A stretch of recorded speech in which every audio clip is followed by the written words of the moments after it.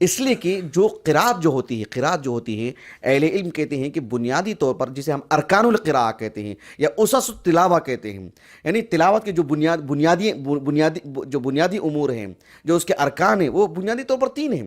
ایک ہے کہ اس کا جو لہجہ عربی ہونا چاہیے، لہجہ عربی ہونا چاہیے، یعنی بھلے ہی وہ عربی النسل ہو، کوئی ریاض میں اس کی ولادت ہوئی ہو، کسی کی ولادت بنگلور میں ہوئی ہو، یہاں پر کسی کی ولادت چین اور جو ہے کسی اور علاقے میں ہوئی ہو، یقیناً لب و لہجے میں اسلوب میں ذرا سی اونچ نیچ رہتی ہی ہے۔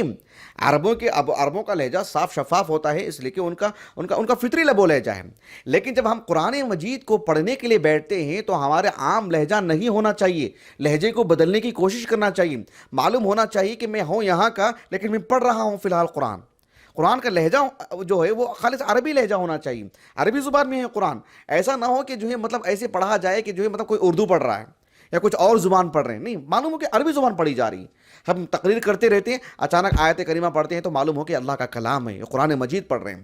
تو یہ فرق تو بالکل ملحوظ رکھنا چاہیے، نمبر ایک۔ نمبر دو یہ ہے کہ اس میں جو عثمانی رسم الخط ہے اس کا لحاظ ہونا چاہیے، یعنی مصحف کھولیں تو ہمیں عثمانی رسم الخط کا فرق واضح ہو۔ جب ہم لکھتے ہیں اپنے خط سے جو لکھتے ہیں وہ لکھتے ہیں، لیکن عثمانی رسم الخط میں جہاں کچھ کہیں فرق ہوتا ہے اس کا معلوم ہونا چاہیے۔ دیکھیں میں کیا کہنا چاہ رہا ہوں میں آپ کو کہ یہ سب پر تھوپنے والی بات نہیں، لیکن کم از کم میں اور آپ ایک طالب علم ہیں، ہمارے لیے چوک نہیں ہونی چاہیے۔ ہم کو صبر کے ساتھ ان سب چیزوں میں ذرا سا وقت نکالیں گے تو اس میں اچھی پکڑ آ جاتی ہے۔ تو یہ دوسری چیز ہے کہ ایک جو ہے رسم الخط ہو، اور ایک جو ہے یعنی کیا کہا پہلے میں نے، ہاں، لہجہ عربی ہونا چاہیے۔ اور تیسرا یہ ہے کہ جو قرات ہم پڑھ رہے ہیں، یہ اور بات ہے کہ عالمی سطح پر حرمین وغیرہ میں اور عالمی سطح پر جو مصحف میں وہ قرات حفص بن سلیمان البزاز جو ہے قرات حفص عن عاصم بن ابی نجود، وہی وہ جو قرات ہے، تو اس کا بھی لحاظ ہونا چاہیے کہ جو قرات پڑھی جا رہی ہے وہ مستند ہو۔ ہاں، کوئی تعلیم کی حد تک کوئی اور قرات بھی پڑھتا ہے تو اس کی استنادی حیثیت معلوم ہونی چاہیے۔ زید بن ثابت علماء صحابہ میں بہت بہت بڑا مقام رکھنے والے صحابی ہیں۔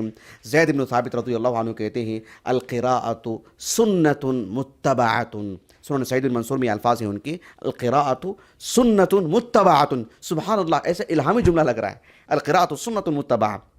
تو اس کا یقیناً جو ہے بہت لحاظ کرنا چاہیے۔